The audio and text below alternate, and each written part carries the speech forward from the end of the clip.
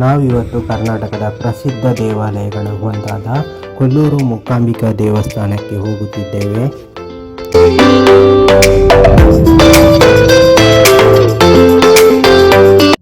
ಕೊಲ್ಲೂರು ಮೂಕಾಂಬಿಕೆ ದೇವಸ್ಥಾನವು ಉಡುಪಿ ಜಿಲ್ಲೆಯ ಬೈಂದೂರು ತಾಲೂಕಿನ ಕೊಲ್ಲೂರು ಎಂಬ ಸ್ಥಳದಲ್ಲಿದೆ. ಇಲ್ಲಿ ಕೋಲ ಮಹರ್ಷಿಯು ತಪಸ್ಸನ್ನು ಮಾಡಿರುವುದರಿಂದ ಈ ಸ್ಥಳಕ್ಕೆ ಕೊಲ್ಲೂರು ಎಂಬ ಹೆಸರು ಬಂದಿದೆ.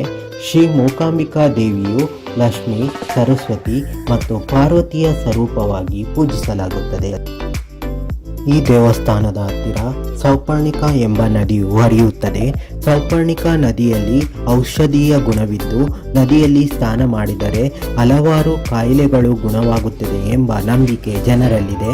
ಸೌಪರ್ಣಿಕಾ ಎಂಬ ಹೆಸರು ಬರಲು ಕಾರಣ ಈ ನದಿಯ ದಡದಲ್ಲಿ ಸುವರ್ಣ ಎಂಬ ಗರುಡ ಪಕ್ಷಿಯು ತಪಸ್ಸನ್ನು ಮಾಡಿರುವುದರಿಂದ ಸೌಪರ್ಣಿಕಾ ಎಂದು ನದಿಗೆ ಹೆಸರು ಬಂದಿದೆ.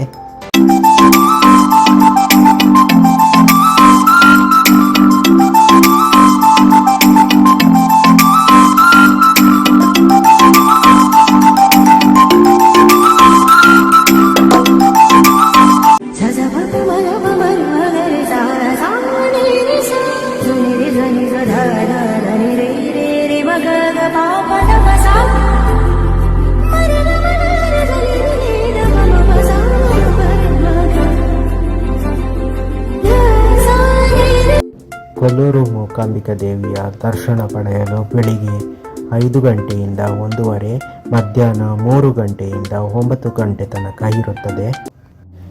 ಸೌಪರ್ಣಿಕಾ ನದಿಯ ಬಳಿಗೆ ಹೋದ ನಂತರ ನಾವು ಹೊರಟದ್ದು ಕೊಲ್ಲೂರು ಮೂಕಾಂಬಿಕಾ ದೇವಸ್ಥಾನದ ಕಡೆಗೆ. ಕೊಲ್ಲೂರು ಮೂಕಾಂಬಿಕಾ ದೇವಸ್ಥಾನದ ಹಿನ್ನೆಲೆ ಕಮ್ಮಾಸುರ ಎಂಬ ರಾಕ್ಷಸನು ಇಲ್ಲಿ ಋಷಿಗಳಿಗೆ ತೊಂದರೆಯನ್ನು ಕೊಡುತ್ತಿದ್ದ.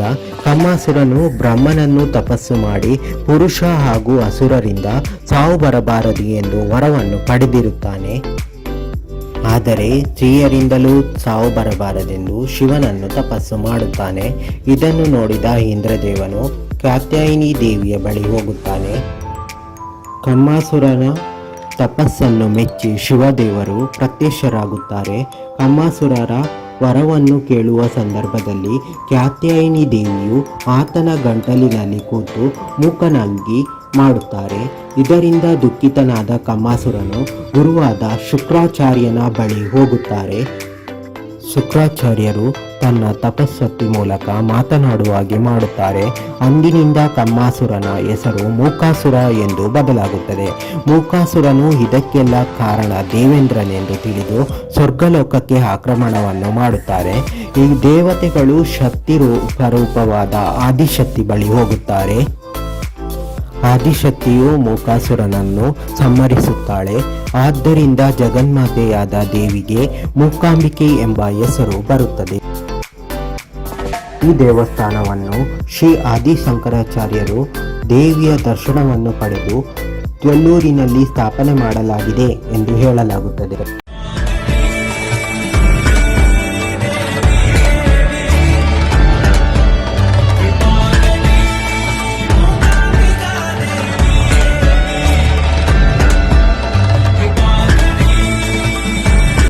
ನಾವು ಇಲ್ಲಿ ರೂಮ್ ಮಾಡಿ ಉಳ್ಕೊಂಡಿದ್ದೇವೆ. ರೂಮು ಇಬ್ಬರಿಗೆ 500 ರೂಪಾಯಿ ಆಗುತ್ತದೆ. ಮತ್ತು ಮಂಗಳೂರಿನಿಂದ ಕೊಲ್ಲೂರಿಗೆ ಬರಲು ಬಸ್ ಚಾರ್ಜ್ ಒಬ್ಬರಿಗೆ 205 ರೂಪಾಯಿ ಮತ್ತು ಟ್ರೈನ್ ಕೂಡ ಉಂಟು.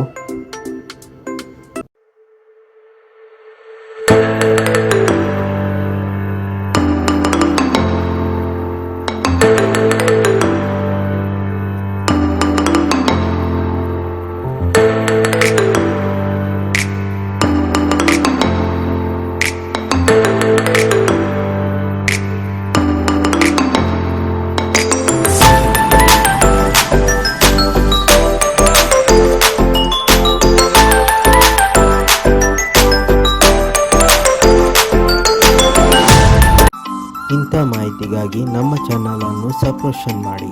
ನಮಸ್ಕಾರ.